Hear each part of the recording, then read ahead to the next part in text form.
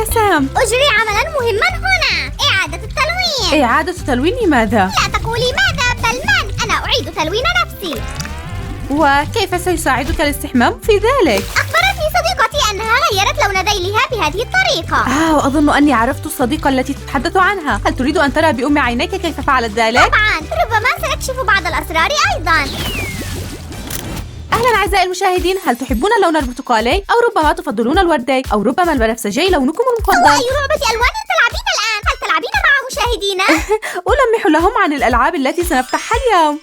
لا مزيد من الألغاز. إنه يوم الكشف عن ألوان باربي. أمامنا مهام كثيرة. أنت محق يا سامي. لدينا مملكة حوريات بحر هنا لنتحقق مما يوجد لدينا. أولاً لدينا 5 دمى بيت مستوحاة من حيوانات مختلفة. 5 مفاجآت في كل كيس. هذا رائع. وهذه 5 دمى تشيلسي. واو، 6 مفاجآت في الداخل. ودمية طولي بالضبط. وأخيراً وليس آخراً 5 دمى باربي بحجم عادي مع 7 مفاجآت. يبدو هذا حماسياً للغاية. كل حوريات البحر والميربيت هنا. حان وقت الكشف عن ألوانهم. وفي النهاية سأغير لوني أيضاً. أنت متحمس كثيراً يا سامي. هل تريد اختيار العلبة التي سنفتحها أولاً؟ مسبقاً دمية تشيلسي هذه بشعر مذهل. هل يمكنني الكشف عن ألوانها بنفسي؟ بالطبع يا سامي. وأنا قررت اختيار حورية بحر تشيلسي أيضاً. هيا بنا لنرى ما حصلنا عليه.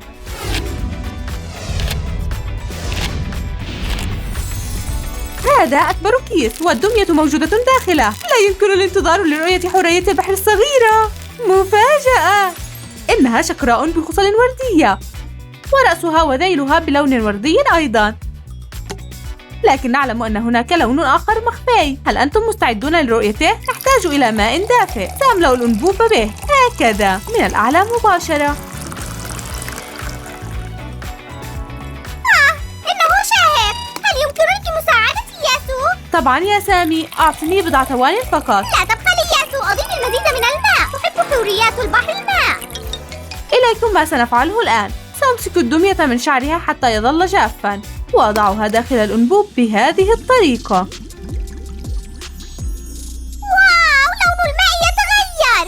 يبدو مذهلا. نعم، إنه أشبه بالسحر. أنا متشوقة لرؤية النتيجة النهائية. سأديرها في الماء هكذا. انظروا يا أصدقاء، يبدو الماء مثل جنة وردية. حان وقت الاستحمام. انظري إلى دميتي.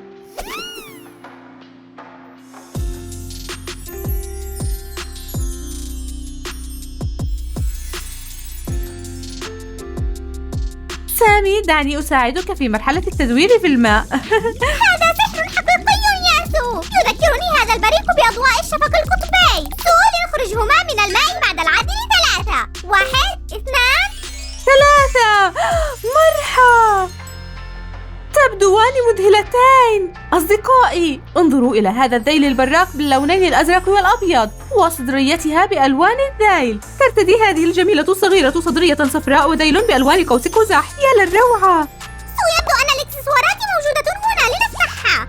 عظيم، أنجزت المهمة. هذا تاج أميرة بحرية حقيقية. سأضعه على رأسها هكذا. يبدو أنه مصنوع من الشعب المرجانية. تطابق هذه الصدرية لون شعرها. تبدو مثالية. يمكننا تمشيط شعرها بهذا المشط الصغير أو جعله جزءاً من زعنفة حورية البحر. أخذت دميتي وأنا تعاملت مع دميتك. لا أعرف أيهما أفضل بصراحة. أعجبني نمط قوس قزح الزاهي. أظن أن هذه الدمية الفائزة بنظري. لا يوجد شيء على وجهها. تعرفين ما يجب عليك فعله. سنستخدم الماء البارد لغسل وجه الدميتين. تحقق من هذا يا سامي. يبدو أننا وجدنا مكياجها المخفي. أشعر بالفضول لنتحقق من الدمية الأخرى. يا لجمالها. لديها هذه الأشياء على وجهها أيضا. تبدو في غاية الجمال. ياسو، ساعديني في اختيار اللعبة التالية. أنا ضائع هنا. سامي، ما رأيك باختيار شيء لم نره بعد؟ يا أصدقاء، سنجرب طريقتنا المفضلة لاختيار ما سنفتحه الآن. سأغمض عيني مرحى، سنفتح ميربت هذه المرة. تحمست لرؤية ما يوجد بالداخل. إنها صدفة كبيرة. لون صدفتي برتقالي. ماذا عنك؟ صدفتي وردية فاتحة. لنفتحهما. لدى كل ميربت تاج صغير وقلادة، إنهما رائعان جدا. لماذا يحتاجان من شفاء؟ إنهما كائنان بحريان. أعتقد أنه يجب علينا تجفيفهما بعد الكشف عن ألوانهما. بالمناسبة يبدوان متشابهين كثيرا الآن. ماذا ننتظر إذن؟ لنكشف عن شكلهما الحقيقيين. هيا يا رفيقي، حان وقت الغوص.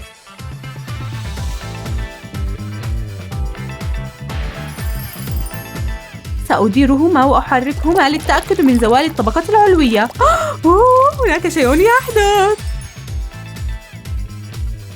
كم من الوقت يجب أن أنتظر ياسو؟ لقد تعبت من حمل هذه انظر المنشفة. أيها السلايم المتدمر، هذا المربت الأصفر والبرتقالي لك، وهذا المربت البنفسجي والوردي لي. لون ديل كل مربت يشبه لون صدفته.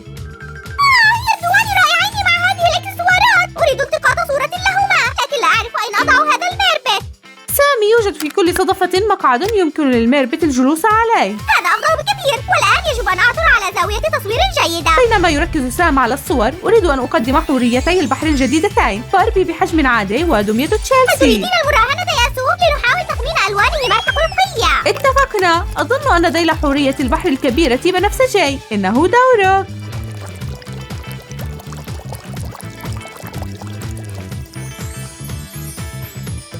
انظروا، أصبح لون الماء حول حورية البحر تشيلسي ورديا. هل هو تلميع؟ لا أعرف يا سامي، يجب أن تختار بنفسك. كن ورديا أرجوك، كن ورديا أرجوك، لنكشف الألوان ياسو. 1 2 3. مرحى، تخمينك صحيح يا سام. انظروا إلى هذا الذيل الوردي الزاهي. يا للهول، إنها جميلة للغاية. لنعثر على إكسسواراتها بسرعة. يا رفاق، تحققوا من هذه الفتاة. ذيلها مفعم بالألوان. هناك لون فيروزي ووردي وبنفسجي. يا لجماله. لدينا أكياس مفاجآت هنا، لنتحقق منها. واو، لديها فرشاة شعر صغيرة وإسفنجة على شكل زهرة. أميرتي الصغيرة جاهزة. لم تظهري مكياج وجه دميتك بعد. لا تقلق، سأفعل ذلك الآن. واو، هذا أشبه بساحر. كشف الماء البارد عن مكياجها ولون شعرها الجديد. ألا تبدو رائعة يا رفاق؟ أضفت زعنفتها الوردية الرائعة. أريد أن أكشف الآن عن حورية بحر بحجم عادي. من ستختارين ياسو؟ أريد أن أتحقق من هذا المربت الصغير في صدفة تحمل لوني المفضل. لا أستطيع الانتظار أكثر ياسو. الفضول يقتلني. هل يمكنك فعل أي شيء؟ عظيم، لنسرع العملية قليلا. هيا بنا.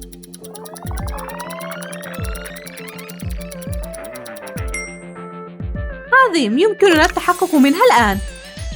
انظروا إلى هذا الذيل، يضم ألوان باستيل جميلة وصدريتها مميزة. يبدو المربت رائعا أيضا. يذكرني هذا الطوق على رأسه بالأعشاب البحرية. يا للروعة. هذا شكل مكياج الحورية الحقيقي. وسنستخدم مكعب ثلج للكشف عن لون شعرها الحقيقي. واو، يا لجماله. أصدقائي، من الرائع أن كل حورية بحر تبدو مختلفة تماما عن الأخرى. كل حورية فريدة حقا، مثل البشر تماما. لا أزال أريد تغيير لوني، لكن أرغب برؤية كل حوريات البحر أولا. هل يمكننا المواصلة؟ بالتأكيد يا سامي، يمكنك اختيار الدمية التالية. تحت البحر. سام، نحن في انتظارك. أنا على وشك. هنا. أنا هنا. أخيرا اخترت حورية بحر تشيلسي بشعر وردي. أظن أن ذيلها سيكون ورديا أيضا. سنرى ذلك في بضع ثوان.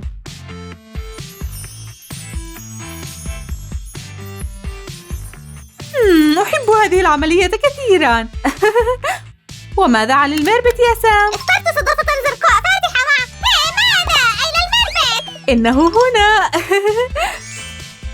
الحمد لله. ظننت أني فقدتك للأبد. لا تخفني هكذا. سام اهتم بالمربت الآن، وأنا سأهتم بدمية تشيلسي. لقد تغير لون الماء.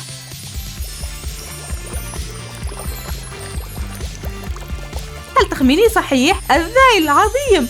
أظن أنه وردي والزعنف خضراء. لنلبسها إكسسواراتها. أنا مبتل جدا. لم تكن المهمة سهلة، لكنك تستحق ذلك. مرحبا يا ظريف. انظر إليها يا سامي، ملمسها ناعم للغاية. صدريتها الخضراء تتطابق مع تاجها الأبيض. وأنا أعجبني هذا اللون الأزرق. ربما سأغير جسمي إلى اللون الأزرق أيضا. بينما تفكر يا سام، سأختار حورية البحر التالية. انظروا إلى أميرة البحر الرائعة هذه. وأنا أريد الحصول على جميع الشخصيات من مجموعة لون واحد.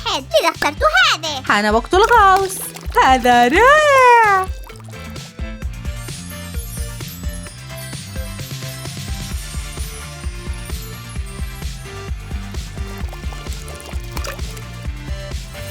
حانت اللحظة.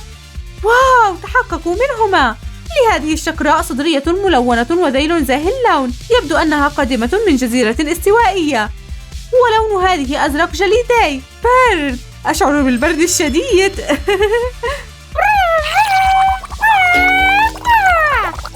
أوامرك تطاع يا سامي. انتهيت، هل أنت راضي الآن؟ ماذا لو لم يعجبني مكياجها؟ هل يمكنني إعادته كما كان في السابق؟ سأريك خدعة سحرية، لذا انظر جيدا. سأضع القليل من الماء الدافئ على وجهها واختفى. أنت منقذتي ياسو، شكرا. يبدو أننا اخترنا أختين يا سامي، إنهما تشبهان بعض. سأسميهما إذا لانا وفونتانا. أحب هذا.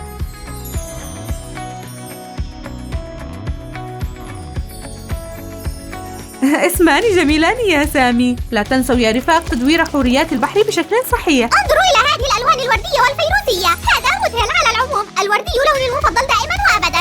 أنا متحمسة للغاية. واو، شاهدوا هذه الألوان. هناك أسود وفيروزي وبنفسجي. سامي، هل يمكنك الاعتناء بحورية تشيلسي؟ أنا أستعد لذلك. أنا قادم. تحققوا من مظهرها المذهل. لديها قلادة مع قمر ونجوم جميلة على صدريتها. انظروا من وصل. أهلا بالأخت الصغرى، تبدوان مثاليتين معا. لقد أعددت كل شيء لآخر ميربت. ماذا تنتظرين؟ آسفة يا سامي، الجميع جاهز، يمكنك البدء. عظيم، هيا بنا. 1 2 3.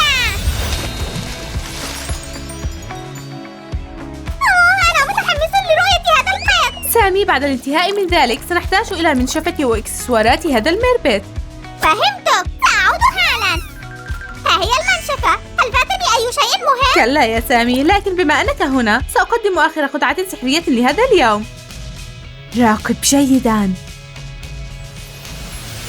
مفاجأة، كل الإكسسوارات في أماكنها. هذا مذهل ياسو. هل سأتمكن من تعلم كل الخدعة السحرية؟ أنت ستتملكني يا سامي. ماذا عن فكرتك؟ هل اخترت لونك الجديد؟ ليس بعد. هل يمكننا رؤية كل حوريات البحر مرة أخرى؟ لماذا تسأل؟ هيا بنا.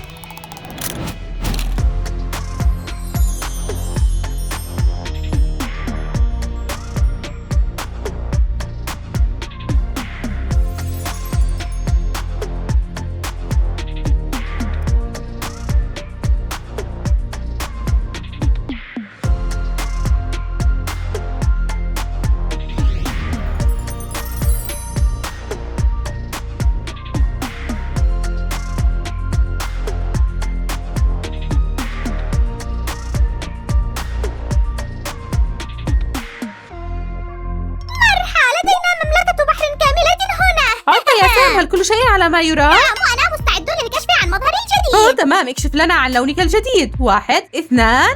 مفاجأة. هل أعجبك؟